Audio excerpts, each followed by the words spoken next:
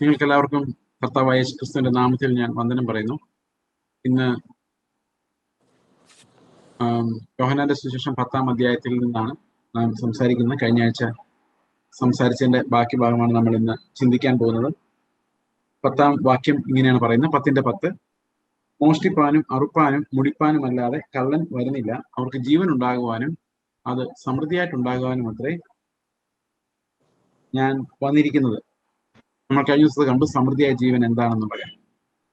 സമൃദ്ധിയായ ജീവൻ എന്ന് പറയുന്നത് നമ്മുടെ റിസോഴ്സസ് കൊണ്ട് ഉണ്ടാകുന്നതല്ല, നമ്മുടെ സാഹചര്യങ്ങൾ കൊണ്ട് ഉണ്ടാകുന്നതല്ല. നമ്മുടെ ഈ ലോകപരമായ സമൃദ്ധി എന്ന് പറഞ്ഞ പലപ്പോഴും നമ്മുടെ സാഹചര്യങ്ങളിൽ നിന്നുണ്ടാകുന്നു. ഇപ്പം നമുക്ക് അനുകൂലമായ ഒരു സാഹചര്യം ഉള്ളപ്പോൾ നമുക്കിങ്ങനെ തോന്നും, ഇങ്ങനെ അനുഭവപ്പെടും, എനിക്ക് കുഴപ്പമില്ല, ഐ ആം ഫൈൻ, ഞാൻ സന്തോഷിക്കുന്നു എന്നൊക്കെ എനിക്ക് തോന്നും. പക്ഷെ അത് നല്ല സാഹചര്യം ഉള്ളപ്പോഴാണ് സമൃദ്ധി നമ്മൾ അനുഭവപ്പെടുന്നത്. അപ്പോൾ എന്നാൽ ദൈവത്തിലുള്ള ആ ഒരു സമൃദ്ധിയായ ജീവൻ, കർത്താവ് തരുന്ന സമൃദ്ധിയായ ജീവൻ അങ്ങനെയാണ്, ഈ സാഹചര്യങ്ങളിൽ ആശ്രയിച്ചുള്ളതാണ്. ആ സമൃദ്ധി എന്ന് പറയുന്നത് ഒരു റിയാലിറ്റിയാണ്. നമ്മുടെ സാഹചര്യം എന്തായാലും അത് അങ്ങനെ തന്നെയാണ്. എന്നാൽ ലോകത്തിൽ നമ്മൾ സമൃദ്ധിയായ ജീവൻ എന്ന് പറയുന്നതിന് സമ്പത്തിന്റെ ഒരു പാരാമീറ്റർ ഉണ്ട്, അല്ലെങ്കിൽ ആരോഗ്യത്തിന്റെ ഉണ്ട്, അല്ലെങ്കിൽ ആളുകളുടെ അംഗീകാരത്തിന്റെ ഉണ്ട്, ഇതെല്ലാം ഉണ്ട്. പക്ഷേ ദൈവത്തിന്റെ സമൃദ്ധിയായ ജീവൻ, ദൈവം തരുന്ന സമൃദ്ധിയായ ജീവൻ എന്ന് പറയുന്നത് അത് സാഹചര്യങ്ങളെ ബേസ്ഡ് ആക്കിയുള്ളതല്ല. നമുക്കറിയാം, സ്നേഹത്തെക്കുറിച്ച് പറയുമ്പോൾ അങ്ങനെ തന്നെയാണ് പറയുന്നത്. സ്നേഹം സാഹചര്യങ്ങളനുസരിച്ച് മാറുന്ന ഒരു സ്നേഹമല്ല ദൈവം നമുക്ക്. നമ്മുടെ ഏൽപ്പിച്ചിരിക്കുന്ന ആളുകളെ സ്നേഹിക്കാൻ നമ്മൾ സാഹചര്യങ്ങൾ നോക്കാൻ പറ്റും. സാഹചര്യങ്ങളില്ലാതെ സ്നേഹം മാത്രം അവിടെ റിയാലിറ്റി ആയിട്ട്, അങ്ങനെ തന്നെയാണ് ഇവിടെ സമൃദ്ധി എന്ന് പറയുന്നത്. സമൃദ്ധി not dependent on what's happening around us. അങ്ങനെയൊന്നുമില്ല. നമ്മുടെ ചുറ്റും എന്താണ് സംഭവിക്കുന്നുള്ളത് ഇവിടെ ഒരു പ്രസക്തമായ ഒരു കാര്യമായിട്ടേ വരുന്നത്. അതുകൊണ്ട് കർത്താവ് പറയുന്നത്, ഞാൻ നൽകുന്ന ജീവൻ സമൃദ്ധിയായ ജീവനാണ്. ഇപ്പൊ ജീവൻ എൻജോയ് ചെയ്യുന്നത്, ഇപ്പൊ ഞാൻ ഒരാളോട് ക്രിസ്തുവിന്റെ ജീവന്റെ സമൃദ്ധി, ആ ജീവജല നദികൾ എന്നിൽ നിന്ന് ഒഴുകുന്നത് അവർ നല്ല ആളായതുകൊണ്ടല്ല എന്നർത്ഥം. അവരെനിക്ക് എന്തെങ്കിലും ചെയ്തത് കൊണ്ടല്ല എനിക്ക് അവരോട് സന്തോഷമുണ്ട്. ഒരുപക്ഷെ അവരിനെ ഉപദ്രവിക്കുന്നവരായിരിക്കും, പക്ഷെ എനിക്ക് അവരോട് സന്തോഷം. കാരണം വേറൊന്നുമല്ല, കർത്താവിന്റെ ജീവൻ സമൃദ്ധിയുള്ള ജീവനാണ്, സമൃദ്ധിയുടെ ജീവനാണ്, സമൃദ്ധിയുടെ ജീവനാണ്. അപ്പോൾ ആ ഒരു ജീവന്റെ അനുഭവമാണ് നമുക്ക് ലഭിക്കുന്നത്. കർത്താവ് പറഞ്ഞ തരുന്ന സമൃദ്ധി എന്ന് പറയുന്നത് ദാറ്റ് ഇറ്റ്സ് ഓൾവേസ് ദെയർ, അതെപ്പോഴും നമുക്കുണ്ട്. അതിന് സാഹചര്യങ്ങൾ എന്നൊരു പ്രസക്തമായ കാര്യമേ. ഞാൻ നല്ല ഇടയനാകുന്നു, ഞാൻ ആളുകൾക്ക് വേണ്ടി എന്റെ ജീവനെ കൊടുക്കുന്നു. അപ്പൊ ജീവൻ തരുന്നു എന്ന് പറഞ്ഞു കഴിയുമ്പോൾ ആ ജീവന് ഒരു സമൃദ്ധിയുണ്ട്. ആ സമൃദ്ധിയാണ് നമ്മൾ എപ്പോഴും ലക്ഷ്യം വെക്കുന്നത്. We need that abundance of life. എങ്കിൽ മാത്രമേ അത് ക്ഷാമകാലത്തും ഫലം കൊടുക്കുന്നു, അൺസീസണിലും ഫലം പുറപ്പെടുവിക്കുന്നു, എല്ലാറ്റിനെയും അതിജീവിക്കുന്നതുമായ ഒരു ദൈവിക അനുഭവമായിട്ട് മാറും. അപ്പൊ കർത്താവ് പ്രോമിസ് ചെയ്യുമ്പോൾ നമുക്ക് സകലത്തെയും അതിജീവിക്കുന്ന, സാഹചര്യങ്ങളെ മൈൻഡ് ചെയ്യാൻ പറ്റാത്ത ദൈവകൃപയാണ് അവിടെ കർത്താവ് കാണിച്ചത്. സമൃദ്ധിയായിട്ട് ആ ജീവൻ ഉണ്ടാകാൻ വേണ്ടിയാണ്.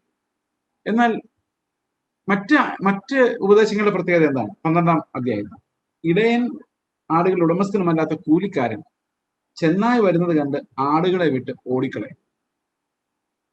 ചെന്നായി വരുന്നത് കണ്ട് ആടുകളെ വിട്ട് ഓടിക്കളയും എന്ന് പറഞ്ഞ സാഹചര്യം വരുമ്പോൾ ഇടയനില്ല, ലൈഫില്ല. സാഹചര്യം മാറുമ്പോൾ, അപകടം ഉണ്ടാകുമ്പോൾ, നമുക്ക് പ്രോസ്പെരിറ്റി തിയോളജി അടുത്ത കാലത്ത് വ്യാപിച്ചിരുന്ന സമയത്ത് നമ്മൾ കണ്ട ഒരു കാര്യമാണ്. ഒരു കൃത്യമായൊരു അപകടം ഉണ്ടായാൽ അവർക്ക് എന്താ മറുപടി പറയണമെന്ന് അറിയും.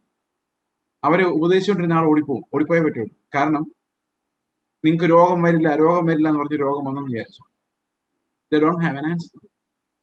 ആൻസർ ഇല്ലാതെ വന്നു കഴിയുമ്പോൾ അവർ പറയും, നിങ്ങളുടെ അവിശ്വാസം നിമിത്തമാണ്, പ്രാർത്ഥിച്ചിട്ട് മാറുന്നില്ല, അവിശ്വാസം നിമിത്തമാണ്. വിശ്വാസിക്ക് രോഗം വരില്ല, വിശ്വാസി ആക്സിഡന്റിൽ മരിക്കില്ല. ഇത് സംഭവിച്ചു കഴിയുമ്പോൾ, എന്തെങ്കിലും അനർത്ഥം വന്നു കഴിയുമ്പോൾ ഈ ഇടയൻ ഓടേണ്ടി വരും. കാരണം എന്താ? അവൻ ജീവന്റെ വചനമല്ല പറഞ്ഞിരിക്കും. അപ്പോൾ ലോകത്തിലെ സാഹചര്യങ്ങൾ മാറുമ്പോൾ ഉത്തരമില്ലാതെ പോകുന്നു. ഒത്തിരി ആളുകൾ അങ്ങനെ വിശ്വാസ തകർച്ച അനുഭവിച്ചിട്ടുണ്ട്. എനിക്ക് അടുത്തറിയാവുന്ന ഒരു സുഹൃത്തിന്റെ ഒരു മകൻ വളരെ ചെറുപ്പത്തിലെ മരിച്ചു. എല്ലാവരും ഒരു പ്രസംഗം കേൾക്കാൻ എവിടെ പോയിരുന്നാലും പ്രവാചകന്മാരെന്ന് പറയുന്നത്, നീ നീതിമാനാണെങ്കിൽ നിന്റെ സന്തതിക്ക് അനർത്ഥം വരികയെന്നൊക്കെ. അപ്പൊ ഇവരങ്ങ് ആകെ തകർന്ന് തരിപ്പണായിപ്പോയി. ഞങ്ങൾ എന്താണ് കർത്താവ്, ഞങ്ങൾ എന്താ ചെയ്യേണ്ടത്? മാനസാന്തരപ്പെടണമെങ്കിൽ എവിടെയാണ് മാനസാന്തരപ്പെടുന്നത്? ഞങ്ങൾ ചെയ്തത് കൊണ്ടാണ് എന്ന രീതിയിലായിപ്പോയി. കാരണം അനർത്ഥം വന്നപ്പോൾ അവർക്ക് ഇടയനില്ല. അനർത്ഥം വന്നപ്പോൾ അവർ ഉപദേശിച്ചിരുന്ന ഇടയന്മാർ ഓടി രക്ഷപ്പെട്ടു.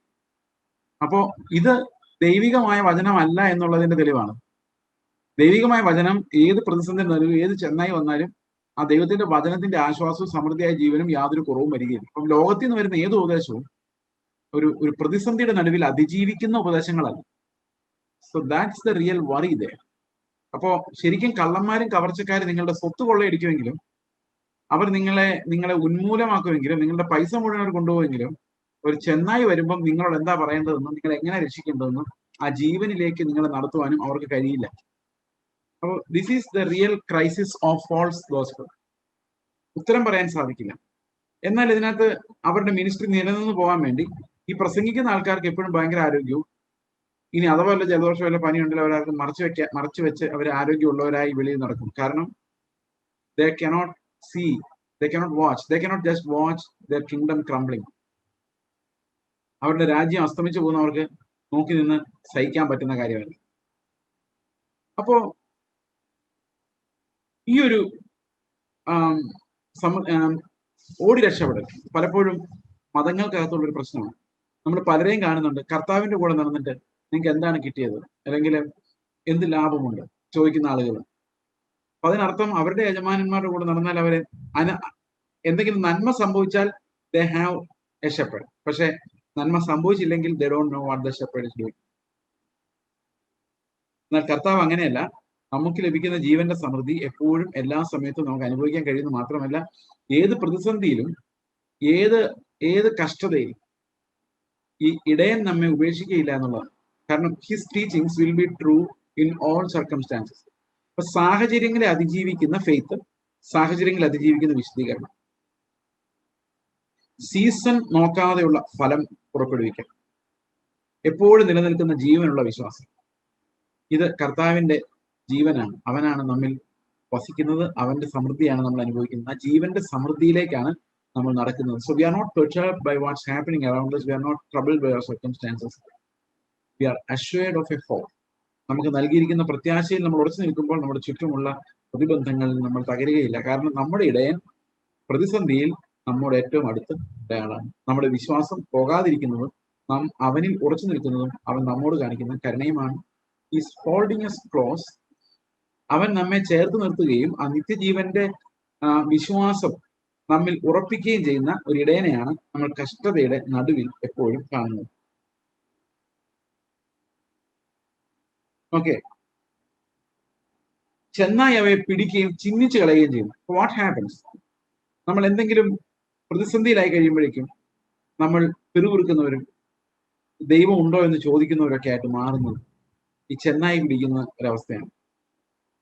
അപ്പൊ ശരിയായ ഇടയന്റെ അടുത്തേക്ക് അവർ വന്നില്ലെങ്കിൽ, ശരിയായ ഇടയപരിപാലനം അവർ അനുഭവിച്ചില്ലെങ്കിൽ, ശരിയായ വചനത്താൽ അവർ വീണ്ടെടുക്കപ്പെട്ടില്ലെങ്കിൽ, പ്രതിസന്ധികൾ വരുമ്പോൾ അവരുടെ വിശ്വാസം കപ്പൽ ഛേദം വരികയും, കാരണം അത് റിയൽ അല്ല, മുങ്ങിപ്പോകുന്നതാണ്.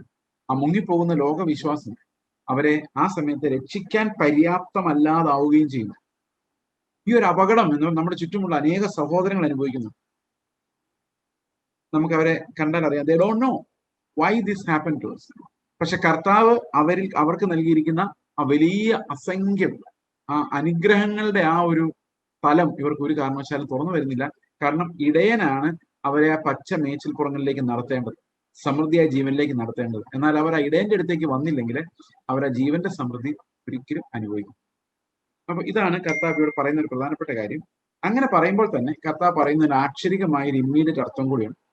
കാരണം അവിടെ കർത്താവ് അവന്റെ ജീവൻ നഷ്ടപ്പെടുത്തുന്നത് നമുക്ക് വേണ്ടിയാണ് എന്നുള്ള ഒരു സൂചന കർത്താവ് അവിടെ പറയുന്നുണ്ട്. ഓക്കെ, അവൻ കൂലിക്കാരനും ആടുകളെ കുറിച്ച് വിചാരമില്ലാത്തവനും അല്ലോ. ഈ പാസ്റ്റേഴ്സിന്റെ ഈ വലിയ വലിയ പാസ്റ്റേഴ്സിന്റെ സൗഹൃദം എപ്പോഴും ഒരു പരിധിക്ക് മുകളിലുള്ളവർക്ക് കിട്ടും. ഇന്റിമേറ്റ് സൗഹൃദം. നിങ്ങൾ ഒരു വലിയ ടീച്ചറിന്റെയോ പ്രോഫറ്റിന്റെയോ അല്ലെങ്കിൽ അറിയപ്പെടുന്ന ഒരു പ്രസംഗത്തിന്റെ അടുത്ത 10 സുഹൃത്തുക്കളെ കൗണ്ട് ചെയ്ത് നോക്കൂ. They all will be rich, they all will be affluent. അതിന്റെ കാരണം പല കാരണങ്ങളും. ഒന്ന്, ഈ ധനം പ്രസംഗിക്കുന്ന ആളുകൾക്ക് ധനികരായ സുഹൃത്തുക്കളല്ല ഉള്ളതെങ്കിൽ അത് വലിയ പ്രഷറാണ്. കാരണം ഈ പാവപ്പെട്ടവരെ ആര് സഹായിക്കും? അവരെന്തുകൊണ്ടാണ് പാവപ്പെട്ടവരായിരിക്കുന്ന ഒരു ചോദ്യം വരും. അപ്പൊ ഇവർ നാച്ചുറലി ധനമുള്ളവരുടെ അടുത്ത് മാത്രമേ ഒരു കൂടുകയുള്ളൂ. കാര്യം ഈ പാസ്റ്റേഴ്സിന്റെ ഒരു പ്രത്യേകതയാണ്, എസ്പെഷ്യലി ഈ സൂപ്പർ പാസ്റ്റേഴ്സ്, അവർക്ക് എപ്പോഴും കുറെ സുഹൃത്തുക്കൾ ഉണ്ടാവും. ദേ all will be rich people. കാരണം ഇവരുടെ പ്രസംഗം ജനത്തെ കുറിച്ചാണ്. അതുകൊണ്ട് അങ്ങനെയുള്ളവരെ കൂടെ നിർത്താൻ പറ്റും. സപ്പോസ് പാവപ്പെട്ട പത്രോസിനെ പോലുള്ള കുറച്ച് ആൾക്കാർ കൂടെ നിന്നാൽ എന്ത് സംഭവിക്കുന്നറിയോ? ഇവർ ഈ പറയുന്ന സുവിശേഷം ആരും വിശ്വസിക്കില്ല. ഇവർ ഈ പറയുന്ന സുവിശേഷം വിശ്വസിക്കണമെങ്കിൽ പാവങ്ങളെ കൊണ്ട് പറ്റില്ല. അവർക്ക് സമൂഹത്തിൽ സ്ഥാനമുള്ളവരും ധനമുള്ളവരും അങ്ങനെയുള്ളവർ മാത്രമേ ഇവരുടെ കൂടെ നിൽക്കാൻ ഇവര് അനുവദിക്കൂ. അപ്പൊ ഇതും പ്രധാനപ്പെട്ട കാര്യമാണ്. അവൻ ആടുകളെ കുറിച്ച് ഇവർക്ക് വിചാരമില്ല, ഇവർക്ക് വിചാരമുള്ളത് അവരെ കുറിച്ച് തന്നെയാണ്. അതുകൊണ്ടാണ് ചെന്നൈ വരുമ്പോൾ ഇവർ ഓടിപ്പോകും. അപ്പൊ ക്രിസ്തീയ വിശ്വാസത്തില് ആ ഒരു ഇടയ ശുശ്രൂഷ, കർത്താവിന്റെ ഇടയ ശുശ്രൂഷയെ കുറിച്ച് പറയുമ്പോൾ അവൻ ആടുകളോട് കരുതലുണ്ടെന്ന് മാത്രമല്ല, ആടുകൾക്ക് വേണ്ടി അവന്റെ ജീവനെ വെച്ചിട്ടാണ് അവൻ ഇടയനാകുന്നത്. He puts his life at stake. ഞാൻ നിനക്ക് വേണ്ടി മരിക്കാം എന്നുള്ള വാഗ്ദത്തമാണ്. അത്ര ഭയങ്കരമായ ഒരു സ്നേഹമാണ്, പരിപാലനമാണ് കർത്താവിന്റെ അടുക്കിലേക്ക് വരുന്നവർ അനുഭവിക്കുന്നത്. സാഹചര്യങ്ങൾക്ക് അതീതമായ സമൃദ്ധിയായ ജീവന്റെ അനുഭവത്തിലേക്കാണ് അവർ ഓരോരുത്തരും നടക്കുന്നത് എന്ന് നമുക്ക് മനസ്സിലാക്കാൻ കഴിയും. ഓക്കെ,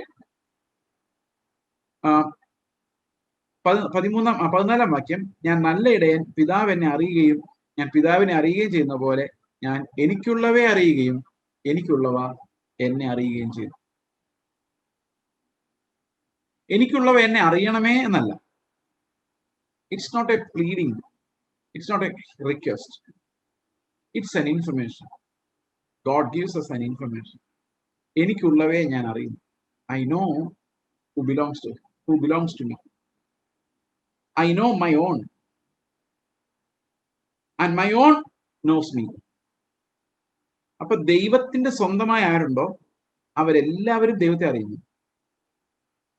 ദൈവം അവരെ അറിയുന്നു, ഇടയനും അവരെ അറിയുന്നു. അപ്പൊ there is a mutual relationship ആരുമായിട്ട്? ഈ കർത്താവുമായിട്ടും അവന്റെ ആടുകളായിട്ടും. They know his voice. They know him. ഇപ്പൊ ലോകം മുഴുവൻ അവനെ അറിയുന്നില്ല, അത് കർത്താവ് എടുത്തെടുത്ത് പറയുന്നു. പക്ഷെ അവന്റെ ജനം, അവന് നൽകപ്പെട്ട അവന്റെ ആട്ടിൻ, ദൈവം അവന് നൽകിയ ആട്ടിൻകൂട്ടം അവനെ അറിയുന്നു. ഇവന്റെ ശബ്ദം ആടുകൾ കേൾക്കുമ്പോൾ അവരത് തിരിച്ചറിയും. നമ്മൾ പറയുന്നത് എങ്ങനെയാണ് സംഭവിക്കുന്നത്? നമുക്കറിയാം, നമ്മളിൽ വലിയൊരു പങ്ക് ആളുകൾ അവന്റെ ഇടയന്മാർ, അവന്റെ ആടുകളാണ്. ഞാൻ വലിയൊരു പങ്കെന്ന് പറഞ്ഞതിനകത്ത് നിങ്ങൾ വിഷമിക്കരുത്. എല്ലാവരും ആണോ നമുക്ക് അറിയില്ലാത്തതുകൊണ്ട്, അത് ആരെങ്കിലും വിധിച്ചോണ്ട് പറയുന്നതല്ല. എല്ലാവരും അവന്റെ ആടുകൾ തന്നെയാണോ എന്ന് അറിയില്ല, എനിക്കറിയില്ല, അത് നിങ്ങൾക്കേ അറിയുള്ളൂ. ഒരുപക്ഷെ എല്ലാവരും ആയിരിക്കും. നമ്മൾ വിശ്വാസത്തിലേക്ക് വരുന്ന സമയത്ത് നമുക്ക് എന്താണ് മനസ്സിലായത്? There was a truth that was not known to me. എനിക്ക് അറിയാൻ വയ്യാത്തൊരു സത്യം എനിക്ക് അനാവരണം ചെയ്യപ്പെട്ട് മാറുകയായിരുന്നു. എന്തായിരുന്നു സത്യം? കർത്താവ് എനിക്ക് വേണ്ടി മരിച്ചു എന്നുള്ളതായിരുന്നു സത്യം. യേശു ക്രിസ്തു എന്നെ സ്നേഹിക്കുന്നുള്ളതായിരുന്നു സത്യം. So I am special, elected. അപ്പൊ ഇത് എന്നോട് ഒരാൾ പറയാണ്, നിനക്ക് വേണ്ടിയാണ് കർത്താവ് 2000 വർഷം മുമ്പ് മരിച്ചതെന്ന് പറയുമ്പോൾ ഇറ്റ് ഈസ് ട്രൂ. അത് സത്യമാണ്, സത്യമാണ്. കാരണം ഞാൻ അവന്റെ ആളാണ്, അവൻ എനിക്ക് വേണ്ടിയാണ്, എന്നെ ഓർത്തുകൊണ്ടാണ് മരിച്ചത്. That is true. അപ്പൊ സത്യത്തെ ഉപദേശങ്ങളാൽ വെളിപ്പെടുത്തപ്പെടുകയാണ്. അതേസമയത്ത് നമ്മൾ വീണ്ടും ജനിക്കാത്ത ഒരാളോട്, അല്ലെങ്കിൽ ഒരാളോട് സംസാരിക്കുന്ന വീണ്ടും ജനിക്കുന്നില്ല എങ്കിൽ,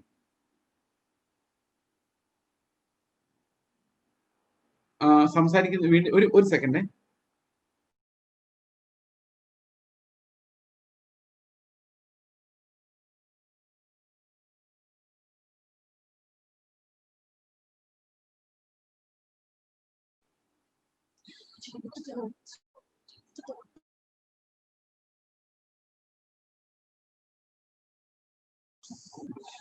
കർത്താവ് പറയുന്നത് ഈ ജീവന്റെ സമൃദ്ധി നമ്മൾ അനുഭവിക്കുന്നത് നമ്മൾ അവന്റെ ശബ്ദം കേൾക്കുന്നത് കൊണ്ടും അവൻ അവൻ അവൻ നമ്മെ അറിയുന്നത് കൊണ്ടുമാണ്. അപ്പൊ ഈ അറിവെന്ന് പറയുന്നത് it's an eternal knowledge of God. ദൈവത്തിനെ കുറിച്ചുള്ള അറിവ്.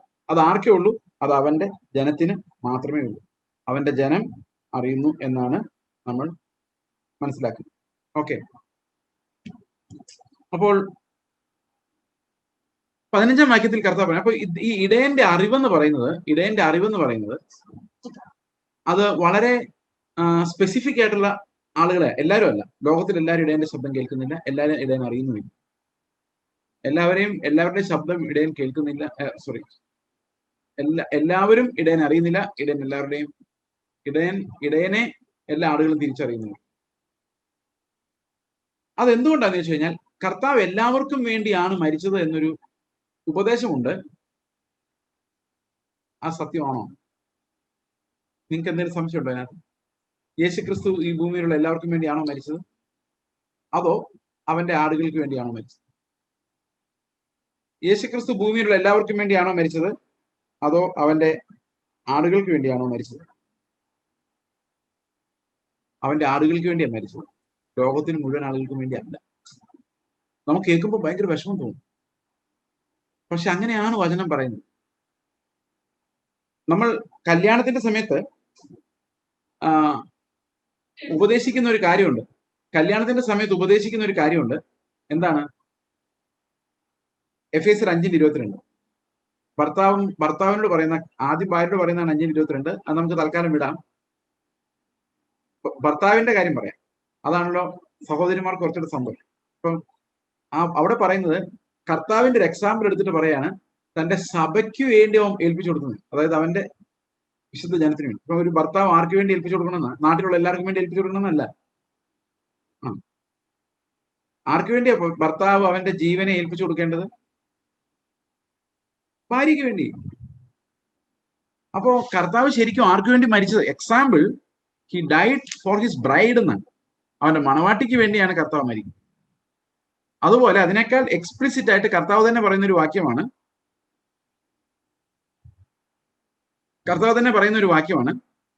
യോഹന്നാന്റെ സുവിശേഷം. നമുക്കൊന്ന് വായിക്കാം. യോഹന്നാന്റെ സുവിശേഷം 17-ാം അധ്യായത്തിന്റെ 9-ഉം 20-ഉം വാക്യങ്ങൾ വായിക്കുമ്പോൾ അവിടെ കർത്താവ് വളരെ വ്യക്തമായിട്ട് പറയുന്ന ഒരു കാര്യമുണ്ട്. ഞാൻ അവർക്ക് വേണ്ടി അപേക്ഷിക്കുന്നു, ലോകത്തിന് വേണ്ടി അല്ല.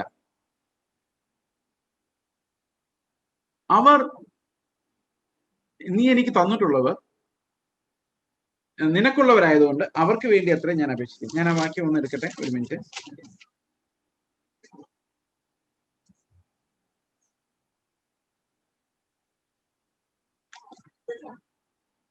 അറിയില്ല. 17-9.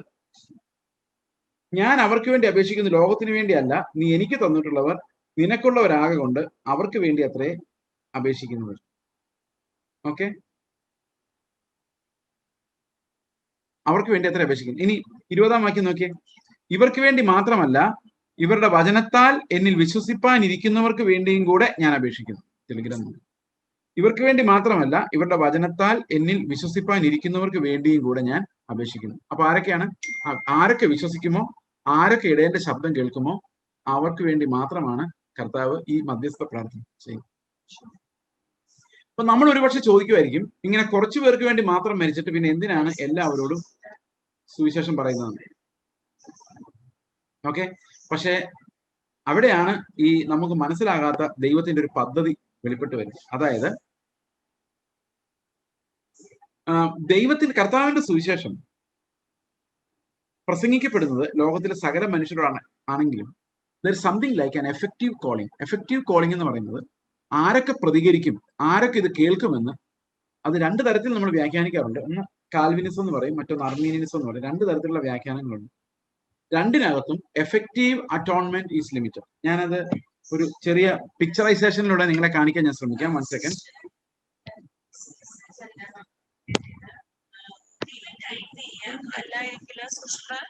ജസ്റ്റ് ഒരു പേപ്പറിൽ എഴുതില്ല, അത് ഫോട്ടോ കോപ്പി ചെയ്ത് പോസ്റ്റ് ചെയ്താൽ മതി.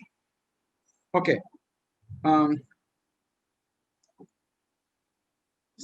നമ്മൾ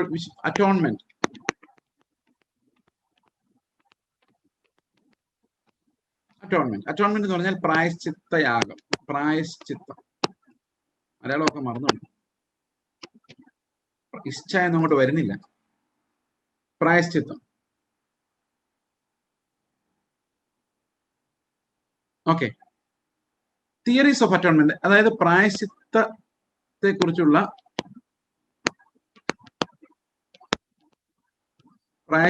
കുറിച്ചുള്ള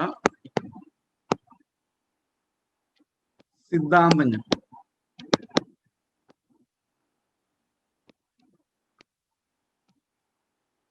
ഓക്കെ, ഒരു second, one little break. for me.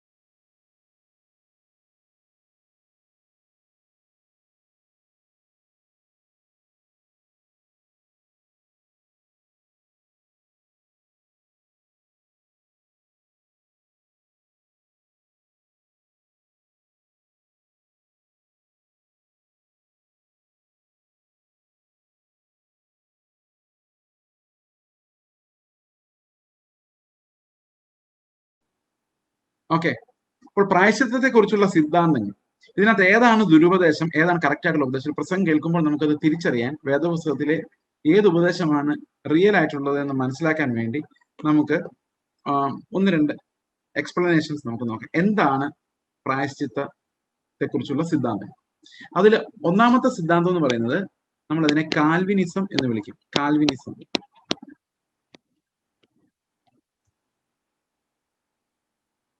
ഈ കാൽവിനിസം എന്ന് പറഞ്ഞു കഴിഞ്ഞാല്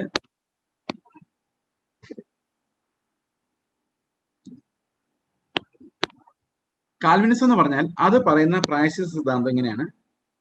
യേശു ക്രിസ്തു കുറച്ചാളുകൾക്ക് വേണ്ടി മാത്രമാണ് മരിച്ചത്, എന്നാൽ അത് ആർക്ക് വേണ്ടിയാണ് എന്ന് തീരുമാനിച്ചത് നമ്മളല്ല, ദൈവമാണ്. അപ്പൊ ദൈവം ഒരു മനുഷ്യനെ തിരഞ്ഞെടുക്കുമ്പോൾ അവൻ മനുഷ്യന്റെ യാതൊരു നന്മയും പരിഗണിച്ചില്ല. ഒരു മനുഷ്യ മഹാസമുദ്രത്തിൽ നിന്ന് അവൻ ഇഷ്ടമുള്ളവരെ അവൻ തിരഞ്ഞെടുത്തു. ഇതാണ് ശരിക്കും കാൽവിനിസം പറയുന്നത്. അതായത് അവൻ ഇഷ്ടമുള്ളവരാണ് അവൻ തിരഞ്ഞെടുത്തത്. അപ്പൊ എന്തുകൊണ്ട് എന്നെ തിരഞ്ഞെടുത്ത് കർത്താവ് എന്ന് വെച്ചാൽ അറിയില്ല. ആ ദൈവത്തിന്റെ മഹാകരുണ. അപ്പൊ നമ്മളിങ്ങനെ സ്തോത്രം ചെയ്യാം, കർത്താവ് നീ എന്നെ തിരഞ്ഞെടുത്തതിനായിട്ട് സ്തോത്രം. അപ്പം ബുദ്ധിയുള്ളവർ വേറൊരു ചോദ്യം ചോദിക്കും, മറ്റുള്ളവരൊക്കെ എന്താ തിരഞ്ഞെടുക്കാത്തത്? അതാണ് ഈ കാൽവിനിസത്തിനോടുള്ള ഒരു ഒബ്ജക്ഷൻ. അപ്പൊ കർത്താവിനോട് അങ്ങനെ ചോദിച്ചു കഴിഞ്ഞാൽ എന്ത് മറുപടി പറയും? ഓക്കെ, അപ്പോൾ ബുദ്ധിയുള്ള മനുഷ്യബുദ്ധിയിൽ നമ്മൾ ചോദിക്കുന്ന ഒരു ചോദ്യമാണ് അർമീനിയനിസം എന്ന് പറയുന്നത്. അതായത് ദൈവം എല്ലാവർക്കും വേണ്ടി ഒരു ഓഫർ യഥാർത്ഥത്തിൽ കൊടുക്കുന്നില്ലെങ്കിൽ, കുറച്ച് ആൾക്കാരെ മാത്രം രക്ഷിക്കുന്നുള്ളെങ്കിൽ മറ്റുള്ളവരെ എങ്ങനെ നമ്മൾ കുറ്റം പറയാൻ പറ്റും എന്നുള്ളതാണ്. അതായത് വിശ്വസിക്കാത്ത ഒരാളെ എങ്ങനെയാണ് നമുക്ക് കുറ്റം പറയാൻ പറ്റുന്നത്? ഇതാണ് അർമീനിയനിസം മുമ്പോട്ട് വെക്കുന്ന ഒരു ആർഗ്യുമെന്റ്. അപ്പൊ കാൽവിനിസം അനുസരിച്ച് കുറച്ച് ആളുകൾക്ക് വേണ്ടി മാത്രം, ഇപ്പൊ suppose there are 100 people, Jesus died. When he died, he had only 10 people in mind. അവർക്ക് വേണ്ടിയാണ് മരിച്ചത്.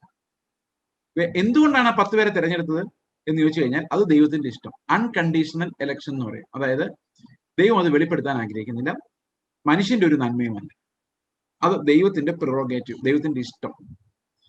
അത് പൗലോസ് വിശദീകരിക്കുന്നത് റോമാലേഖനം 9-ാം അധ്യായത്തിൽ പറയുന്ന പോലെ, മെനഞ്ഞവനോട് എന്നെ എന്തിനിങ്ങനെ മെനഞ്ഞു ചോദിക്കാൻ അവകാശമില്ല. ദൈവം ചിലരെ കരുണാപാത്രങ്ങളെയും ചിലരെ ഹീനപാത്രങ്ങളെയും തിരഞ്ഞെടുക്കുന്ന ദൈവത്തിന്റെ പ്രിറോഗേറ്റീവ് ആണ്. അതിൽ നമുക്കൊന്നും പറയാനില്ല. ഇതാണ് കാൽവിനിസം എന്ന് പറയുന്നത്. അതൊരു അബ്സല്യൂട്ട്ലി ദൈവത്തിന്റെ മഹത്വം എന്നുള്ളതല്ലാതെ വേറെ ഒന്നും ബുദ്ധിക്ക് യാതൊരു ഇമ്പോർട്ടൻസും ഉണ്ട്. അപ്പം നമ്മൾ പറയും, അപ്പൊ ഈ ഇത്ര ആൾക്കാരെ ദൈവം ശിക്ഷിച്ചത് ദൈവം ശരിയാണോ ചെയ്തത്, നീതിയാണോ ചെയ്തത്, അവർ ജനിക്കാൻ അനുവദിച്ചത് ശരിയാണോ, ഇങ്ങനെയൊക്കെ ചോദിക്കും. അപ്പം അത് മനുഷ്യന്റെ ബുദ്ധി. അതിന് കർത്താവിന്റെ മറുപടി എന്ന് പറഞ്ഞാൽ അത് ആ ഭാഗത്തെ വചനം അനുസരിച്ചുള്ള മറുപടി എന്ന് പറയുന്നത് ഉത്തരം പറയാൻ കർത്താവ് ബാധ്യസ്ഥനല്ല. നീ നിന്റെ രക്ഷ ഓർത്ത് സ്തോത്രം ചെയ്തോളുക, അറിയാവുന്നവരെല്ലാം പറഞ്ഞോളൂ, രക്ഷിക്കേണ്ടവരെ ഞാൻ രക്ഷിച്ചോളാം. So I am the king, you don't have to question me. തീർന്നു, എനിക്ക് സമാധാനമായി, ഞാൻ എന്റെ രക്ഷയെ കുറിച്ച് ഓർത്ത് സ്തോത്രം ചെയ്തു. ഇതാണ് കാൽവിനിസം എന്ന് പറയുന്നത്. സോ ആ കാൽവിനിസത്തിനകത്ത് ഒരു പ്രധാന എലമെന്റ് എന്ന് പറയുന്നത് സോളാ ഡിയോ ഗ്ലോറിയ എന്നാണ്. അതായത് ദൈവത്തിന്റെ മഹത്വം മാത്രം. There is no counting of human being or human faith. വിശ്വാസം പോലും മനുഷ്യന്റെ ദൈവം പരിഗണിക്കുന്നില്ല. വിശ്വാസം പോലും ദൈവത്തിന്റെ ദാനം. അപ്പൊ ഈ ഒരു വ്യൂ പോയിന്റ്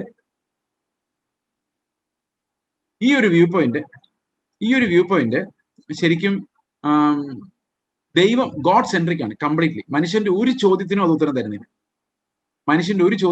തരുന്നില്ല. ഉത്തരം തരാൻ സൗകര്യമില്ല എന്നുള്ള നിലപാടാണ്. കാരണം God's wisdom is infinite and you don't have to question God. നിങ്ങൾക്ക് ഈ അഭിപ്രായത്തെ കുറിച്ച് എന്ത് തോന്നുന്നു? വിശ്വസിച്ച ഒരു കുഴപ്പമില്ല. That's a fine doctrine because God's glory is not compromised. ബാക്കി ഒത്തിരി ചോദ്യങ്ങൾക്ക് നമ്മൾ ഉത്തരം കിട്ടിയില്ലെങ്കിലും ദൈവത്തിന്റെ മഹത്വം അവിടെ ഇൻടാക്റ്റ് ആണ്. അതായത് ദൈവം എന്നെ എന്തുകൊണ്ട് തിരഞ്ഞെടുക്കുന്നുള്ള ചോദ്യം ഞാൻ ചോദിക്കുന്നു, എനിക്ക് അതിനൊരു ഉത്തരവുണ്ട്. കർത്താവ്, നീ എന്നോട് കാണിച്ച ഭയങ്കരമായ ഗ്രേസ്, എന്നുള്ളത്. ഇതാണ് എന്ന് പറഞ്ഞ ഇതാണ് ശരിക്കും റീഫോംഡ് ചർച്ചസ് ലോകം മുഴുവൻ പഠിപ്പിക്കുന്നത്.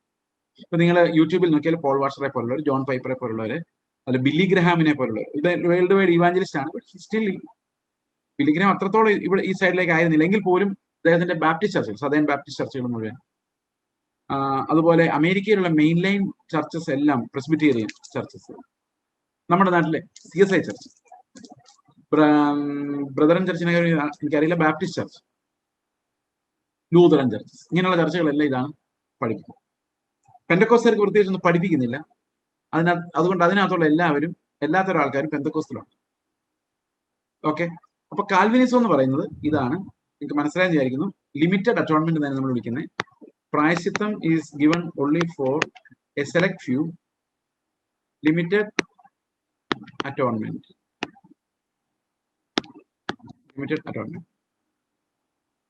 എന്നാൽ അർമീനിയനിസത്തിനകത്ത് we are coming to general normal Pentecostal perspective. അതായത് അർമീനിയനിസം എന്ന് പറയുന്നത് എന്താണ്? അർമീനിയനിസം എന്ന് പറയുന്നത് എന്താണ്? ഓക്കെ, ഇതിനകത്തും ഫെയ്ത്ത് അലോൺ ആണ്, വിശ്വാസം മാത്രമാണ്. അപ്പൊ എഫക്റ്റീവ് അറ്റോൺമെന്റ് എന്ന് പറയുന്നത്, അതായത് എഫക്റ്റീവ് അറ്റോൺമെന്റ്, കർത്താവ് ക്രൂശിൽ മരിച്ചപ്പോ ആർക്കു വേണ്ടി മരിച്ചു എന്നുള്ള ചോദ്യമല്ല, ആരൊക്കെ രക്ഷപ്പെടും. അത് യേശുക്രിസ്തു ക്രൂശിൽ മരിക്കുമ്പോഴേ കർത്താവിന് ഒരു കാര്യം അറിയാം, only a few will be there, കുറച്ച് ആൾക്കാരെ ഉള്ളൂ എന്ന് ദൈവത്തിന് മുൻകൂട്ടി അറിയാം.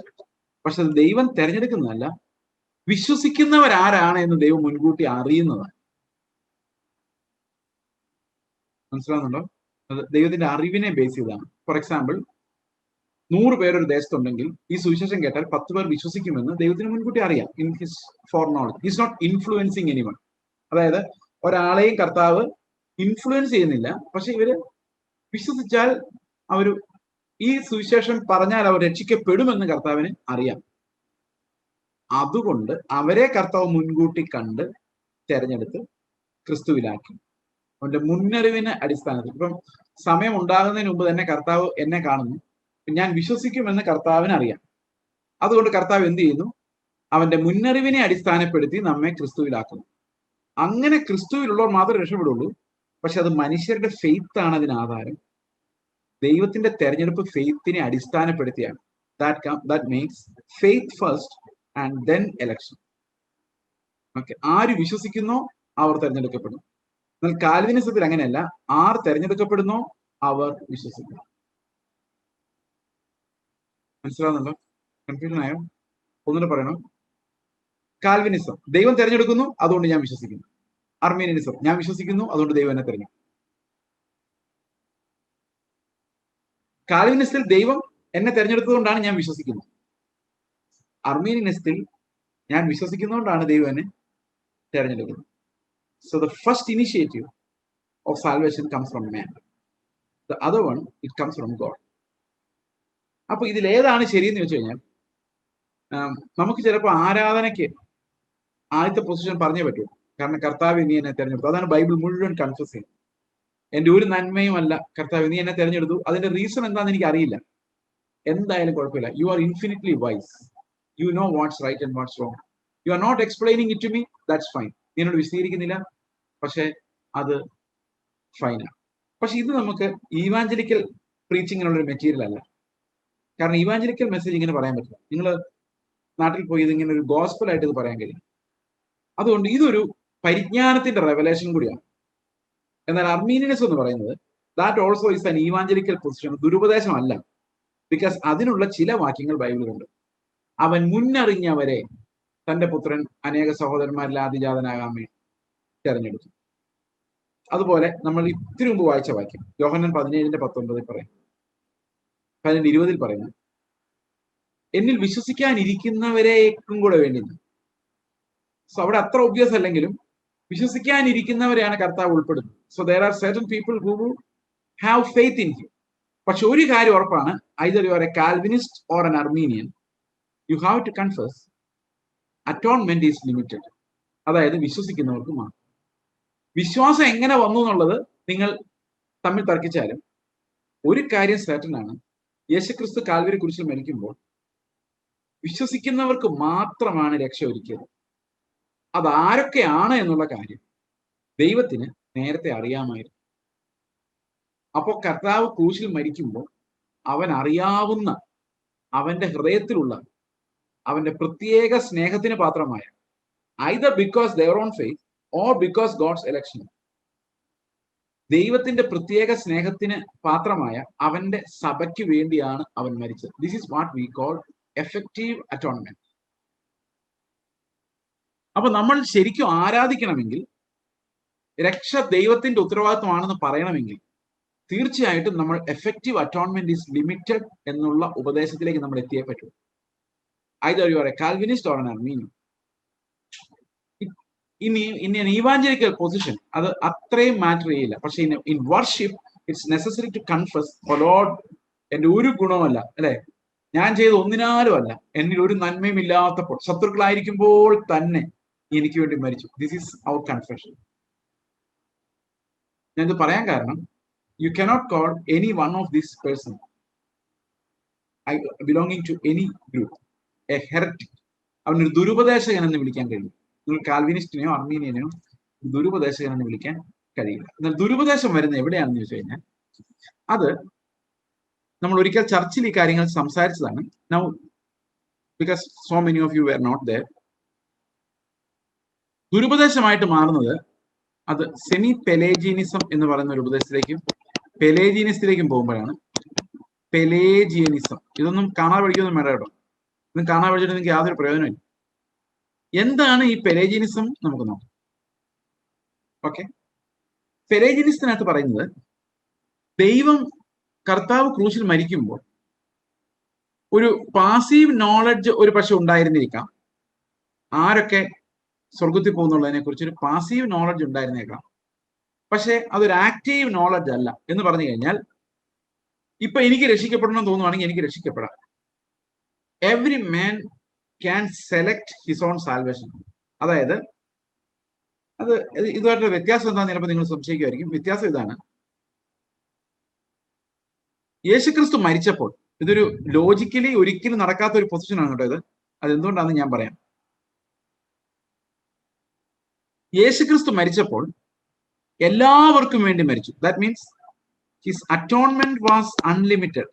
അറ്റോൺമെന്റ്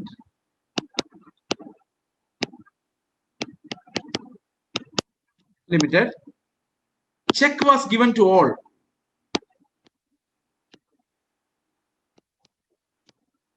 അങ്ങനെയാ എല്ലാവർക്കും ഈ പാപമോചനം കൊടുത്തു.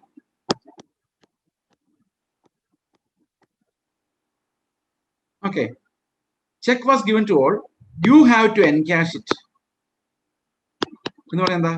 ചെക്ക് എല്ലാവർക്കും കൊടുത്തായിരുന്നു, നിങ്ങളത് ട്രാൻസ്ഫർ ചെയ്ത് എടുത്താൽ നിങ്ങൾ രക്ഷപ്പെടും. ഇതാണ് പെലേജിയനിസം, സെമി പെലേജിയനിസം എന്ന് പറയുന്നത്. ഇപ്പം ഏറ്റവും കൂടുതൽ പ്രചരിച്ചിരിക്കുന്ന ഒരു ദുരുപദേശം എന്ന് പറയുന്നത്, ചെക്ക് കർത്താവ് രക്ഷിക്കപ്പെടാനുള്ള ചെക്ക് എല്ലാവർക്കും കൊടുത്തിട്ടുണ്ട്, ആര് വേണമെങ്കിലും എൻകാഷ് ചെയ്യാം. അപ്പൊ ദൈവം നേരത്തെ മുൻകൂട്ടി ഒരു സഭയ്ക്ക് വേണ്ടി, അല്ല ഒരു കൂട്ടത്തിന് വേണ്ടിയോ ആളുകൾക്ക് വേണ്ടിയോ അല്ല, അങ്ങനെ കർത്താവ് മുൻനിർണയിച്ചിട്ടേ ഇല്ല.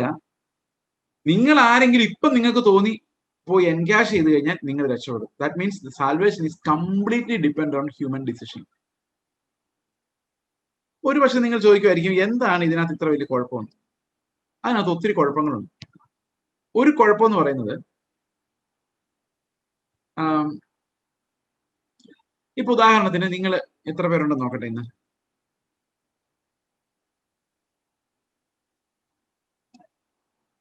ഓക്കെ, 37 പേരാണ് ഇന്ന് ജോയിൻ ചെയ്തിരിക്കുന്നത്. ഇന്ന് വേറൊരു മീറ്റിംഗ് സമാന്തരമായിട്ട് നടക്കുന്നത്. അപ്പോൾ ഈ 37 പേരും ഒരു കൊള്ളപ്പലിശക്കാരന്റെ കയ്യിൽ നിന്ന് ഒരു 1 ലക്ഷം രൂപ വെച്ച് വാങ്ങിച്ചിട്ടുണ്ടെന്ന് വിചാരിച്ചു.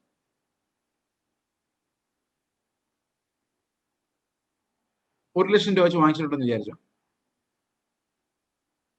അപ്പോ ഇതിന് കടം വീട്ടണം.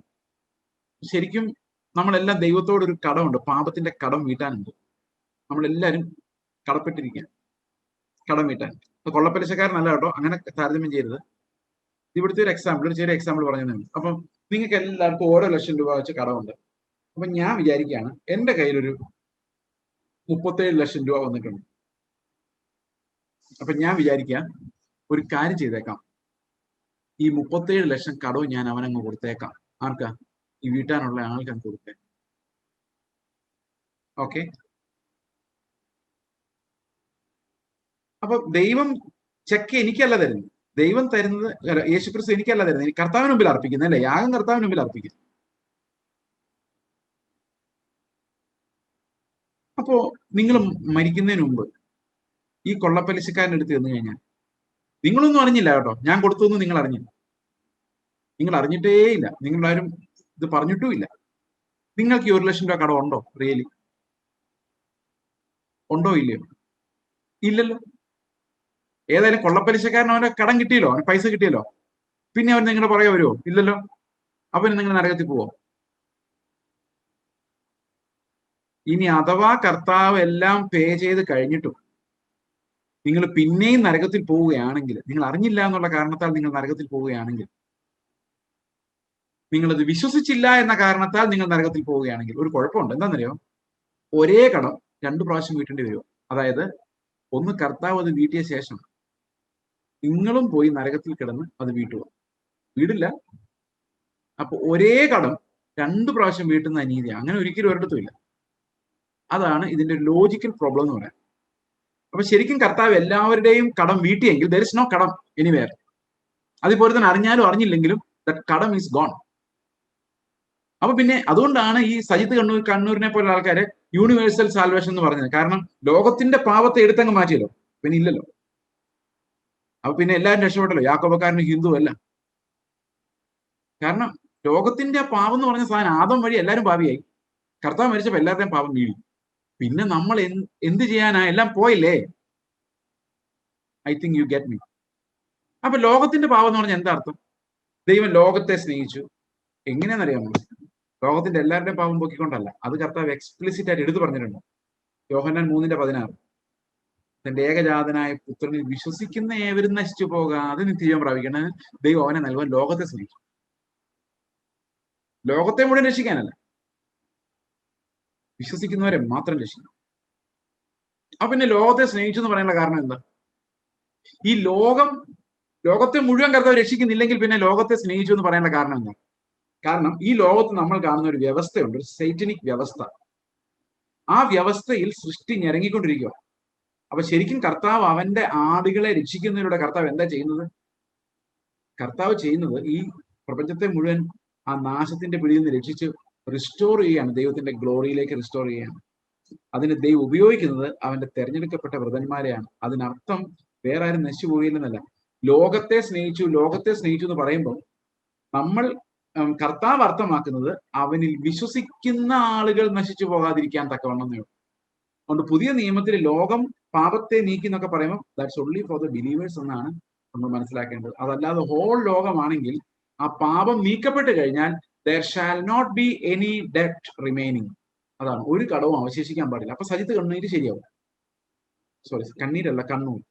സജിത്ത് കണ്ണൂർ ശരിയാവണമെങ്കിൽ ഇത് പറഞ്ഞാൽ മതി, യൂണിവേഴ്സൽസ് പെലേജിയൻസ്. അപ്പൊ ഇത് സെമി പെലേജിയൻസ് എന്ന് പറയുന്ന ഉപദേശം അടുത്ത കാലത്ത് ഉണ്ടായ ഒരു അബറേഷനാണ്.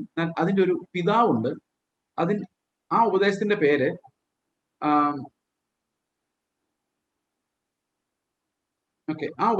പേര് പെലേജിനിസം തന്നെയാണ്. ഓക്കെ, ഒരു ചോദ്യം കൂടെ വന്നിട്ടുണ്ട്.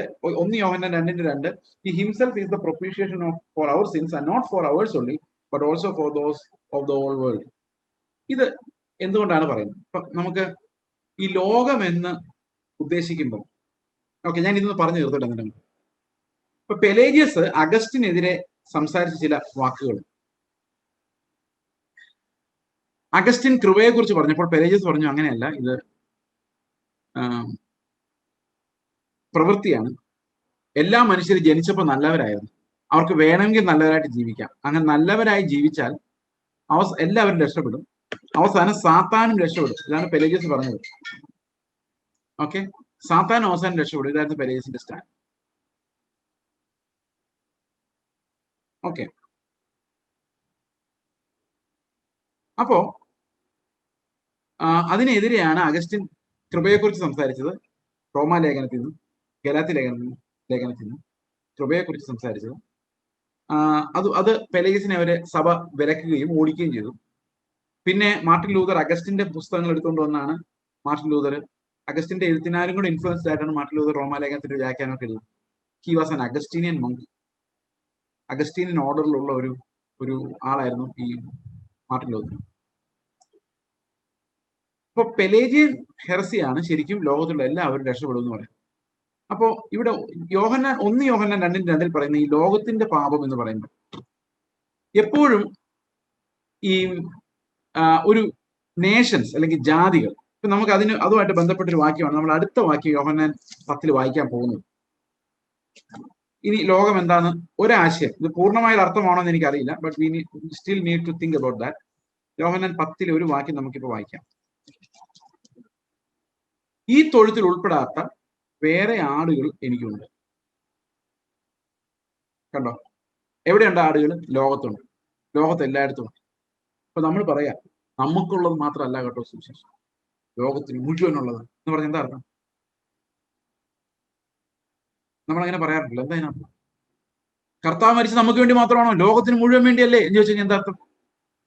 ഇറങ്ങിപ്പോന്ന അല്ലേ, ലോകത്തിൽ എല്ലായിടത്തും കർത്താവിന് വേണ്ടപ്പെട്ട ആളുകളുണ്ട്. ആ അർത്ഥത്തിലാണ് പറയുന്നത്.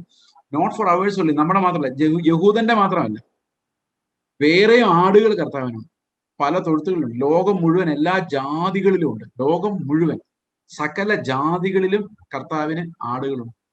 ആ ആടുകളെ അന്വേഷിച്ച് ചെല്ലാനുള്ള ഒരു കോളിങ്ങും കൂടെയാണ് എനിക്ക് ഈ തൊഴുത്തിലല്ലാത്ത വേറെ ആടുകളുണ്ട്. എന്നിട്ട് നോക്കി അടുത്ത വാക്യം എന്താ പറയുന്നത് നോക്കി. ഈ തൊഴുത്തിൽ ഉൾപ്പെടാത്ത വേറെ ആടുകൾ എനിക്കുണ്ട്, അവയെയും ഞാൻ നടത്തേണ്ടതാകുന്നു. അവ എന്റെ ശബ്ദം കേൾക്കും. ഒരാട്ടിൻകൂട്ടവും ഒരിടയനും. അപ്പൊ ലോകം മുഴുവൻ, the whole world will know about the Lord, and from every nations, എല്ലാ ജാതികളിൽ നിന്നും, from every tribe and kindred, ദൈവത്തിന് ജനമുണ്ടാകും. അതാണ് ലോകം മുഴുവൻ എന്നുള്ളതുകൊണ്ട് ബൈബിൾ ഉദ്ദേശിക്കുന്നത്. ലോകം മുഴുവൻ എന്ന് പറഞ്ഞു കഴിയുമ്പോൾ അർത്ഥം it's not every one in the world, but every kindred, every tribe, every nation, every language, every race, every caste. അതാണ് ഉദ്ദേശിക്കുന്നത്. ലോകം മുഴുവൻ, ലോകത്തിന്റെ മുഴുവൻ, യഹൂദന്മാരുടെ മാത്രമല്ല, നമ്മൾ കുറെ ആളുകളുടെ മാത്രമല്ല, സകലരുടെയും എന്നാണ്. അതാണ് ഈ സകലരുടെയും എന്ന് പറയുന്നതിന്റെ അർത്ഥം. അങ്ങനെയാണ് ഞാൻ അതിനെ മനസ്സിലാക്കുന്നത്. കാരണം അതല്ലെങ്കിൽ if God remove the sin of all in the world, ആ പാപത്തിന് ഇനി ആർക്കും ഒന്നും ചെയ്യേണ്ട കാര്യമില്ല. That's finished. അല്ലെങ്കിൽ ദൈവം ആർക്കു വേണ്ടി ഒന്നും ചെയ്തിട്ടില്ല, ആരുടെ പാപവും റിമൂവ് ചെയ്തിട്ടില്ല. നമ്മൾ കരഞ്ഞ് നിലവിളിച്ച് എങ്ങനെയെങ്കിലുമൊക്കെ നമ്മൾ അപ്പുറത്ത് എത്തിയെന്ന് പറയാം. ഇതാണ് അതിന്റെ വേറൊരു ഇംപ്ലിക്കേഷൻ. അപ്പം പെലേജിയനിസത്തിന് 2 കോംപ്ലിക്കേഷൻസ് ഉണ്ട്. സെമി പെലേജിയൻ, ഒന്ന് യൂണിവേഴ്സൽ സാൽവേഷൻ, അങ്ങോട്ടാണ് അത് പോകുന്നത്. പെലേജിയസ് അങ്ങനെയാണ് പോയത്. ഞാൻ പറയുന്നത് മനസ്സിലാവുന്നുണ്ട്. എനിക്ക് ഇങ്ങനെ സംസാരിക്കുന്നത് ഇഷ്ടമില്ല, ഈ ബൈബിളിൽ നിന്നല്ലാത്തത്. കുറച്ച് എന്താ പറയുക, ദൈവശാസ്ത്രം നമ്മൾ അറിഞ്ഞിരിക്കേണ്ട കാര്യമാണ്. സ്ട്രക്ചർ തെറ്റിപ്പോകാതിരിക്കാൻ വേണ്ടിയാണ് ഞാനിത് ഇങ്ങനെ ഔട്ട്ലൈൻ ഇടുന്നത്. അപ്പൊ സെമി പെലേജിയനിസം പറയുമ്പോൾ 2 സീരിയസ് കോൺസിക്വൻസ് അതിനുണ്ട്. ഒന്ന്, എല്ലാവരും രക്ഷിക്കപ്പെടുമെന്ന് നമ്മൾ പറയേണ്ടി വരും. We have to say because God is showing justice, അല്ലെ? ദൈവം എല്ലാവരോടും നീതിയാണ് കാണിക്കുന്നത്. അപ്പം എല്ലാവരോടും ഒരുപോലെ, പ്രത്യേകിച്ച് ഒരു മുൻകൂട്ടി തെരഞ്ഞെടുപ്പില്ല. അത് ആദ്യം നമ്മളെ തെരഞ്ഞെടുപ്പിനെ നിഷേധിക്കേണ്ടി വരും. അപ്പൊ ദൈവം എല്ലാവരോടും ഒരുപോലെ ആയതുകൊണ്ട് ഒന്നുകിൽ എല്ലാവരെയും രക്ഷിക്കുന്നു, ഫുള്ളി കംപ്ലീറ്റ്ലി അവരെ സ്വർഗത്തിലേക്ക് കൊണ്ടുപോകും. അതല്ലെങ്കിൽ ആരെയും പൂർണ്ണമായി രക്ഷിക്കുന്നില്ല, രക്ഷയുടെ വഴി തുറന്നു വരുന്നു, വേണമെങ്കിൽ നിങ്ങൾക്ക് രക്ഷപ്പെടാം. അങ്ങനെയാണ്. So if God was behaving similarly to everyone, either he is saving everyone, that means universal salvation, എല്ലാവരെയും രക്ഷിക്കും. അതല്ലെങ്കിൽ അവൻ ആരെയും പ്രത്യേകിച്ച് രക്ഷിക്കുന്നില്ല. ആരെങ്കിലും 10 പേര് രക്ഷിക്കപ്പെട്ടാൽ അത് ദൈവം പ്രത്യേകിച്ച് അവരെ രക്ഷിച്ചതല്ല, അവരെ കഷ്ടപ്പെട്ട് രക്ഷപ്പെടാം. കാരണം കർത്താവ് മരിച്ചിട്ടുള്ള വേറെ ഒരാൾക്കാർ രക്ഷപ്പെട്ടില്ല. അപ്പൊ സാൽവേഷൻ എനിക്ക് വന്ന എങ്ങനെയാണ് എന്തുകൊണ്ടാണ്? എന്റെ അധ്വാനം കൊണ്ട്. അപ്പം ദൈവത്തിന്റെ മഹത്വത്തിലേക്കല്ല അത് പോകും. ഇതാണ് ഇതിനകത്ത് ലോജിക്കൽ പ്രോബ്ലം എന്ന് പറയുന്നത്. ഇപ്പൊ സെമി പെലേജിയനിസത്തെ സഭ കണ്ടം ചെയ്യാൻ എല്ലാ സഭകളും, ലോകത്തുള്ള സകല സഭകളും, നിങ്ങൾക്ക് സംശയം ഉണ്ടെങ്കിൽ അസംബ്ലി ഓഫ് ഗോഡിന്റെ അമേരിക്കയിലുള്ള അസംബ്ലി ഓഫ് ഗോഡിന്റെ സ്റ്റേറ്റ്മെന്റ് ഓഫ് ഫെയ്ത്ത് വായിച്ചു നോക്കിയാൽ നിങ്ങൾക്ക് മനസ്സിലാവും ഹൗ പെലേജിയനിസം ഇസ് കണ്ടംഡ് എന്നുള്ളത്. പക്ഷെ പെന്തക്കോസ്തുകാർക്ക് അത് മനസ്സിലാവില്ല, എത്ര പറഞ്ഞാലും മനസ്സിലാവും. AGയുടെ ഡോക്ട്രിൻ ബേസിക്കലി അമേരിക്കയിലുള്ള ഏജ്ഡ് ഡോക്ടറിൻ ബൈബിളിനോട് വളരെ ചേർന്നുള്ള doctrine, very good doctrine. Actually they have A very good ഡോക്ടറിന്റെ ബാക്ക്ഗ്രൗണ്ട്. അർമീനിയൻ ആണ് ഒരു പരിധി വരെ, but still they are within the evangelical limit. അപ്പോൾ ലോകത്തിലുള്ള ഒരു സഭയും ഉപദേശിക്കാത്ത കാര്യമാണ് സെമി പെലജിനിസം. പക്ഷെ നമ്മളിൽ പല ആളുകളും അതാണ് പ്രസംഗിക്കുകയും വിശ്വസിക്കുകയും ഒക്കെ ചെയ്യുന്നത്. That's A dangerous thing. കാരണം നമ്മൾ ഒന്നുകിൽ ലോജിക്കലി നമ്മൾ ചിന്തിച്ചാൽ, അതായത് വ്യവസ്ഥാപിതമായി ചിന്തിച്ചാൽ, കർത്താവ് എല്ലാവരുടെയും പാപങ്ങൾ വീട്ടിട്ടുണ്ട്, എന്നാൽ കുറച്ചുപേരെ സ്വർഗത്തിൽ പോകുള്ളൂ എന്ന് ഉറപ്പാണ് നമുക്ക്, അല്ലെ? അപ്പൊ സജിത്ത് കണ്ണീരിനെ ഉള്ളവർ പറയും ദൈവം എല്ലാവരുടെയും പാപം നീക്കിയതുകൊണ്ട് എല്ലാവരും സ്വർഗത്തിൽ പോകുന്നു. അത് നമുക്ക് എന്തായാലും അക്സെപ്റ്റ് ചെയ്യാൻ പറ്റില്ല. പറ്റുമോ? പറ്റില്ല. അപ്പൊ കുറച്ചുപേരെ പോവുള്ളൂ. അവരെങ്ങനെ പോകും? എങ്ങനെ പോകും? അവര് കഠിനാധ്വാനം ചെയ്താൽ പോകുന്നായി പോകും. അത് അപ്പൊ ദൈവം എന്നെ രക്ഷിക്കാൻ വേണ്ടി ചെയ്സ് എന്ന് പറയുന്നത് എനിക്ക് വേണ്ടി പ്രത്യേകിച്ച് ഒന്നും ചെയ്തു. അപ്പുറത്തെ മത്തായിച്ചേട്ടൻ ഏത് മാത്രം എനിക്ക് ചെയ്തിട്ടു. ഞാൻ രക്ഷപ്പെട്ടതിന്റെ കാര്യം എന്താ? അയാൾ ഉഴപ്പി നടന്നു, ഞാൻ മര്യാദയ്ക്ക് ജീവിച്ചു. So salvation belongs not to the Lord. He did not in fact save anyone. ഈ എഫക്റ്റീവ് അറ്റോൺമെന്റ് പറയുന്നതിന്റെ ഗുണം എന്താണെന്നറിയോ? എഫക്റ്റീവ് അറ്റോൺമെന്റ് പറഞ്ഞു കഴിയുമ്പോൾ, അതായത് എഫക്റ്റീവ് ബട്ട് ലിമിറ്റഡ്, അതായത് വിശ്വസിക്കുന്നവർക്ക് മാത്രം കർത്താവ് മരിച്ചു എന്ന് പറഞ്ഞു കഴിയുമ്പോൾ അവന്റെ മരണം ഫുൾ ബെനിഫിറ്റ്, അവന്റെ മരണത്തിന്റെ ഫുൾ ബെനിഫിറ്റ് വിശ്വസിക്കുന്ന എല്ലാവർക്കും ക്രെഡിറ്റ് ആവും. If you believe you are saved. കാരണം അത് ക്രിസ്തുവിന്റെ ധനം നമ്മുടെ അക്കൗണ്ടിൽ ക്രെഡിറ്റ് ആവും. And that's how we experience salvation. അപ്പൊ സാൽവേഷന്റെ തുടക്കത്തിൽ കർത്താവ് നമ്മളെ സഹായിക്കുമല്ല, ജീവിതകാലം മുഴുവൻ നമ്മൾ തേജസ്സിൽ എത്തുന്നത് വരെ, കാൽവിനിസം ആയാലും അർമീനിയനിസം ആയാലും, തേജസ്സിൽ എത്തുന്നത് വരെയും അത് കർത്താവിന്റെ പണിയാണ്, അവന്റെ ധനം.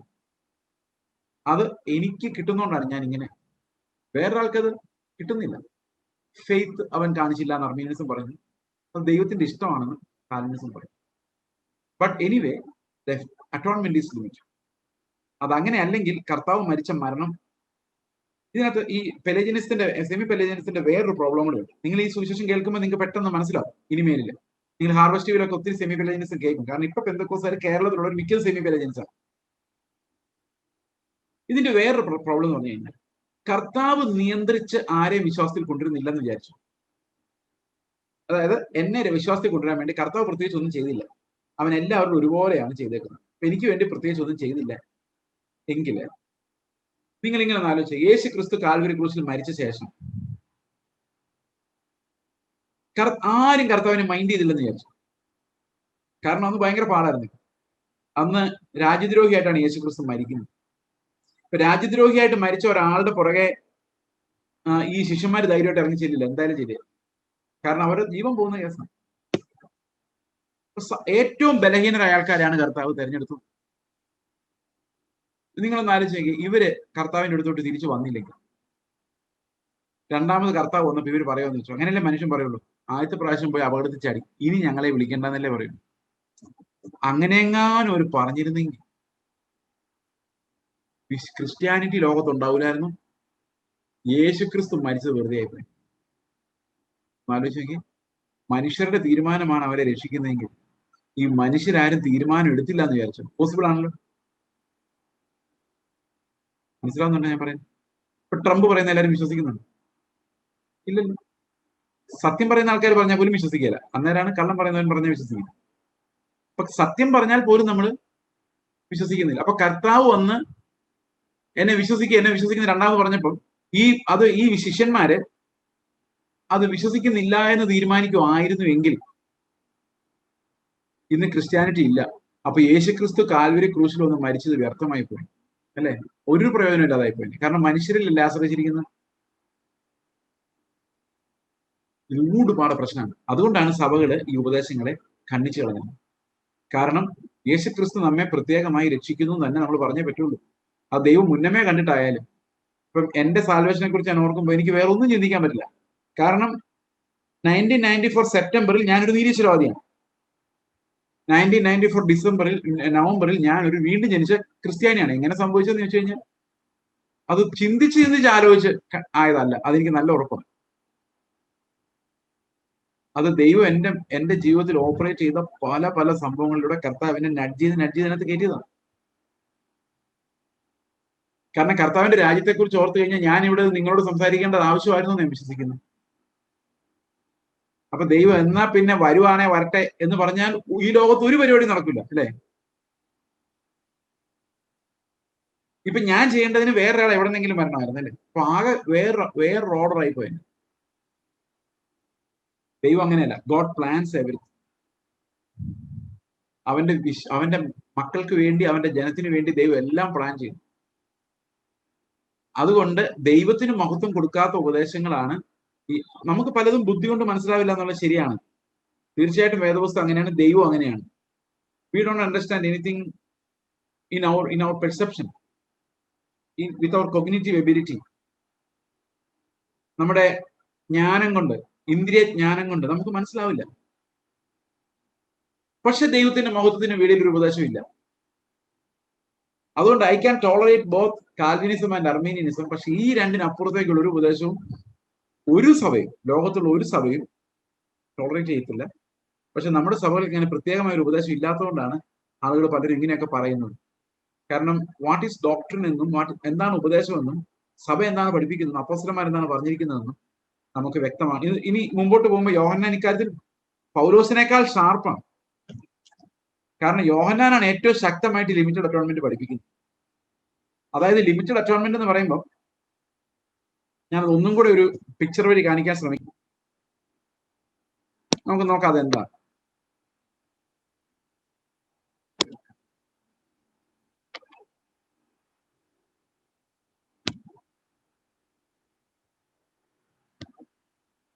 ഒരു മിനിറ്റ്. ഓക്കെ, നമുക്ക് ആദ്യം ഈ അൺലിമിറ്റഡ് അറ്റോൺമെന്റ് നമുക്ക് ആദ്യം എടുക്കാം. എല്ലാവർക്കുമുള്ള പ്രായശ്ചിത്തയാണ് അൺലിമിറ്റഡ് അറ്റോൺമെന്റ്.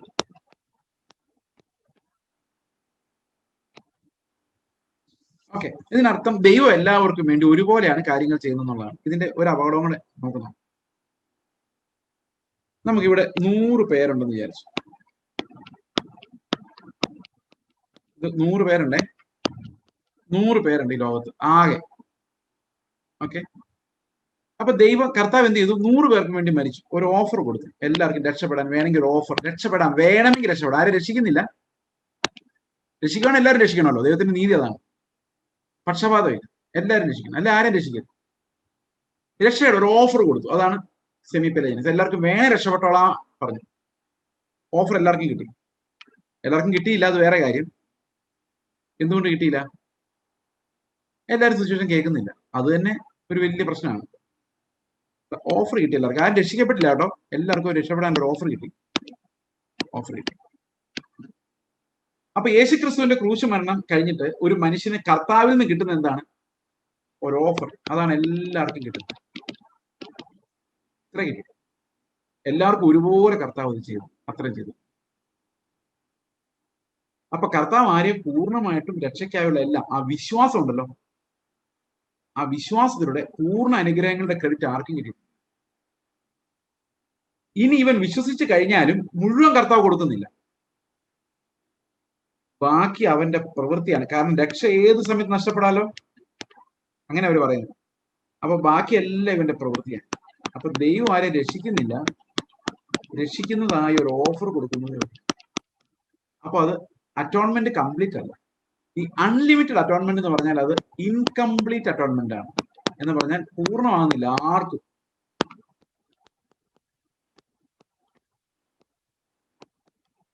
അപ്പൊ അങ്ങനെയുള്ളവർ പഠിപ്പിക്കുന്ന ഒരു പ്രധാനപ്പെട്ട കാര്യം എന്ന് പറഞ്ഞാൽ, നീതീകരണം സൗജന്യമായിട്ട് നമുക്ക് ലഭിച്ചെങ്കിലും ഇനി വിശുദ്ധീകരണം നമ്മൾ കഷ്ടപ്പെട്ട് നേടണം. അത് നേടുന്നതനുസരിച്ചാണ് നമ്മൾ രക്ഷപ്പെടുന്നത്. ദൈവം എല്ലാവർക്കും ഒരു ഓഫർ കൊടുത്തിട്ടുണ്ട്. നീ വേണം നീ അധ്വാനിച്ചോ, അവൻ വേണേ അവൻ അധ്വാനിച്ചോട്ടെ, എല്ലാവരും അധ്വാനിച്ചോട്ടെ, എല്ലാവരോടും. ഇതാണ് സെമി പെലജിൻ. അപ്പൊ ആരെയും പൂർണ്ണമായിട്ട് രക്ഷിക്കുന്നില്ല. Unlimited atonement is incomplete atonement. എന്നാൽ അതേ സമയത്ത് വേറൊരു പിക്ചർ നമുക്ക് നോക്കാം. ഇത് മാറ്റി കളഞ്ഞിട്ട് നമുക്ക് ലിമിറ്റഡ് അറ്റോൺമെന്റിന്റെ കാര്യം നോക്കാം. ഇഫ് അറ്റോൺമെന്റ് ഈസ് ലിമിറ്റഡ്,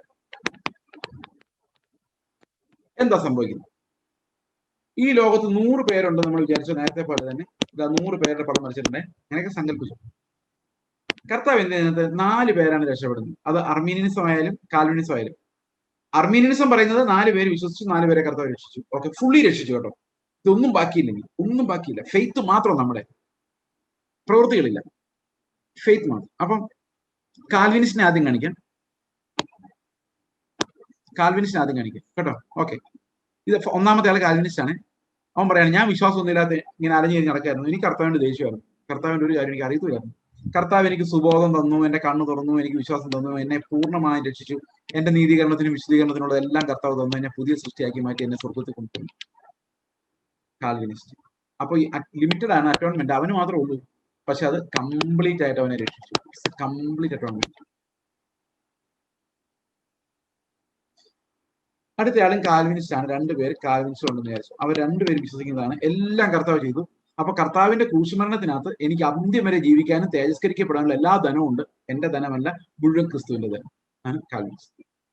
അർമീനിയൻസ് നോക്കി, അർമീനിയൻസ് പറയുന്നു, ഞാൻ വിശ്വസിച്ചു, വിശ്വാസം എന്റെയാണ്. പക്ഷെ കർത്താവ് എന്ത് ചെയ്യുന്നു വെച്ച് കഴിഞ്ഞാല്, ഈ വിശ്വാസത്താൽ ദൈവം എന്നെ പൂർണ്ണമായും രക്ഷിച്ചു. അപ്പൊ വിശ്വസിക്കുന്നവരെല്ലാം, അവനെ വിളിച്ചപേക്ഷിക്കുന്നവരെല്ലാം പൂർണ്ണമായും രക്ഷിക്കാൻ അവൻ ശക്തനാണ്. അവൻ മുറിഞ്ഞറിഞ്ഞവരെല്ലാം തേജസ്കരിച്ചു. അപ്പം ഒരാൾ വിശ്വസിക്കുമെന്ന് കർത്താവിനെ അറിഞ്ഞു, അവൻ എന്ത് ചെയ്തു? അവന്റെ ഫുൾ തേജസ്കരണം വരെ കർത്താവിന്റെ ധനമാണ്. അവനും കർത്താവിന്റെ ധനം അല്ലാതെ വേറൊന്നും. ഓക്കെ. എന്നാൽ ഈ അർമീനിയനും പ്രവൃത്തികളാലല്ല രക്ഷ, വിശ്വാസത്താലാണ്. പക്ഷെ വിശ്വാസം മനുഷ്യൻ ഉണ്ടാക്കിയതാണ്. ദൈവം അതിന് ഉറപ്പിച്ചു തരുന്നുണ്ട്, വളർത്തുന്നുണ്ട്. പക്ഷെ ഇനിഷ്യേറ്റീവ് എടുക്കേണ്ടത് മനുഷ്യനാണ്. അവിടെയാണ് അർമീനിയനിസത്തിന്റെ ഡിഫറൻസ്. ഓക്കെ, ഇനി അടുത്തത്, അതുകൊണ്ട് അർമീനിയൻസ് ഒരു കാര്യം പറയുന്നുണ്ട്, നിങ്ങളുടെ വിശ്വാസം ഇല്ലാതായി പോകാം, അങ്ങനെ പോയാൽ നിങ്ങൾ നഷ്ടപ്പെട്ടു പോകുമെന്ന് പറയുന്നുണ്ട്. ഓക്കെ, വിശ്വാസം ഇല്ലാതായി പോയാൽ. ഓക്കെ, അത് ഉപദേശപരമായിട്ട് നമുക്ക് ചില ഫിലോസഫിക്കൽ പ്രോബ്ലം ഉണ്ടാക്കുമെങ്കിലും അത് ഒരു പക്ഷേ അക്കോമഡേറ്റ് ചെയ്യാം. കാരണം വിശ്വാസം പോകുന്നില്ലെങ്കിലോ, പോകുന്നില്ലാത്തവനെ സംബന്ധിച്ചത് പ്രശ്നമല്ലോ.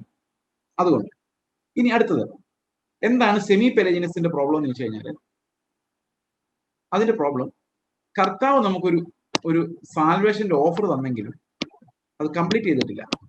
അതായത് ദൈവം നമുക്കൊരു ഓഫർ തന്നു, ഇനി നമ്മൾ അധ്വാനിച്ച് അത് പൂർത്തിയാക്കണം. അതാണ് ഇത് നമ്മുടെ അധ്വാനമാണ്. അപ്പൊ അധ്വാനിച്ച് മുകളിൽ വരെ എത്തിയില്ല, ഇവിടെ വരെ എത്തിയുള്ളൂ എങ്കിൽ നമ്മൾ പോയി.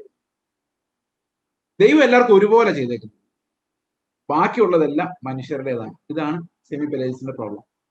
അപ്പൊ സ്വർഗത്തിൽ ഒരാൾ പോകുമോ എന്ന് നമുക്ക് ഉറപ്പ് പറയാൻ പറ്റില്ല. അതാണ് ഇതിനകത്ത് ഒരു വലിയ ക്രൈസിസ് ആയിട്ട് വരുന്നത്.